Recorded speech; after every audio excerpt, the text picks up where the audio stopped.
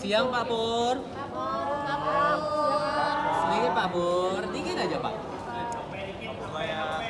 Majuan. Selamat siang teman-teman. Ada yang mau ditanyain?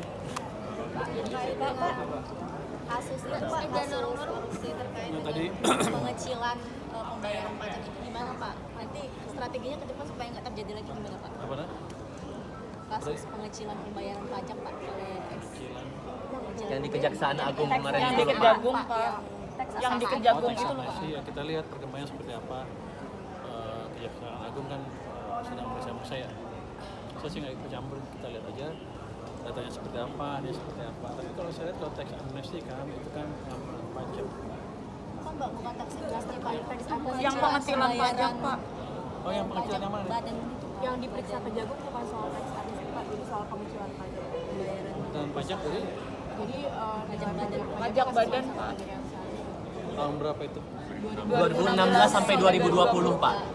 Oh, saya belum tahu itu, saya pelajarin. Ini saya belum tahu. Pak, penjelasan ke DPR artinya outlook defisit untuk tahun ini masih sesuai ya Pak dengan yang Defisit pasti akan di bawah 3%.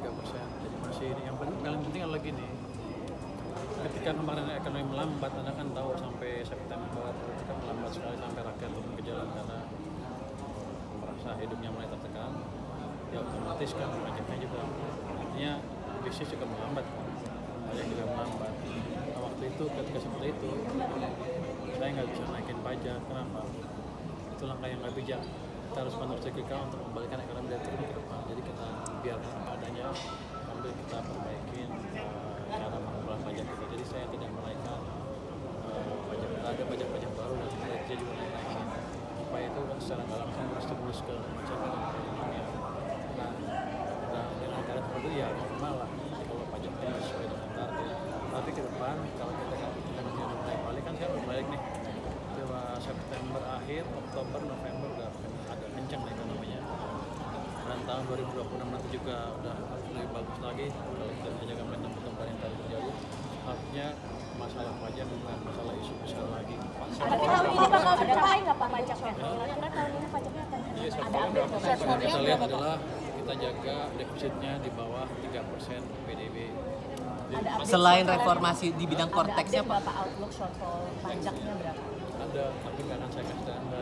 Yang saya jaga adalah anggarannya, berkesinambungan dan dampak ekonominya masih cukup besar. Kamera Pak, kalau Lapset kan 4,2% pas shortfall-nya itu masih sama atau? Berapa? Kalau dari Lapset dibandingin APBN itu 4,2%. Masih segitu shortfall-nya Pak? Apa naik? Mungkin di kisaran segitu, nanti kita lihat seperti apa. Kan Oktober, November, Desember kan udah beda kan kondisi ekonominya. Saya pikir sih akan lebih baik dibanding perkiraan sebelumnya. Selain fokusnya soal korteks Pak, apalagi reformasi perpajakan yang mungkin akan coba ditekankan biar tidak ada manipulasi pajak lagi di kemudian hari Pak dari fokus Kemenko. Kita akan perbaiki cara pembayaran pajak kita. Korteks lagi dibetulin, sebentar lagi betul. Nanti saya juga akan lihat turun ke bawah ke setiap kantor pajak melihat masih masalah yang mereka hadapi. Tapi kalau sekarang mereka kan nggak fair juga. Kenapa? Sebelumnya kan ekonomi lagi susah. Kalau lagi susah orang dikejar juga susah. Kan duitnya juga nggak ada, untungnya nggak ada. Ya gitu, kira-kira begitu. Jadi jangan menilai pengumpulan pajak seperti dalam keadaan normal. Karena waktu itu kita ekonominya melambat. Kalau angkanya gitu sih harusnya cukup signifikan. Pak, saya dana desa Pak, itu kan bisa dicairkan. Yang mana yang menjawab nih? Dana desa. yang Bandara Morowali Pak, ini kan belum ada petugas bea cukai sama imigrasi itu gimana? Nanti kalau kita diperintahkan kita taruh petugas dari kami, petugas bea cukai saya udah siap. Kalau imigrasi mesti ngomong sama besar dengan Pak Silmi dan menterinya. Tapi kenapa belum ditempatin saat bandara itu dibuka Pak? Saya nggak tahu, saya kan baru masuk. Saya pikir dulu sih ada treatment khusus di mana mereka bisa langsung masuk sana. Cuma saya nggak ngerti kenapa nggak ada imigrasi ya sama bea cukai. Itu mungkin ada kesalahan kebijakan di situ yang mesti diperbaiki. Bapak soal PMK dana desa Pak.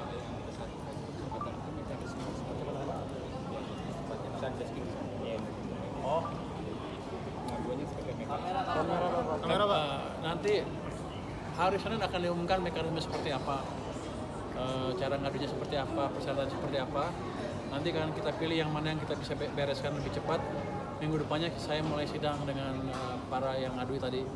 Nanti kita akan panggil yang ngadu siapa, yang diadukan siapa, atau ada pemerintahnya. Kalau di pemerintah kan kementerian yang mana yang menghambat program mereka, nanti kita bereskan nanti seperti itu. Atau kalau bisnis to bisnis juga sering kan, bisnis satu berantem dengan bisnis yang lain juga sering, kita damaikan di situ, kita beresin di situ.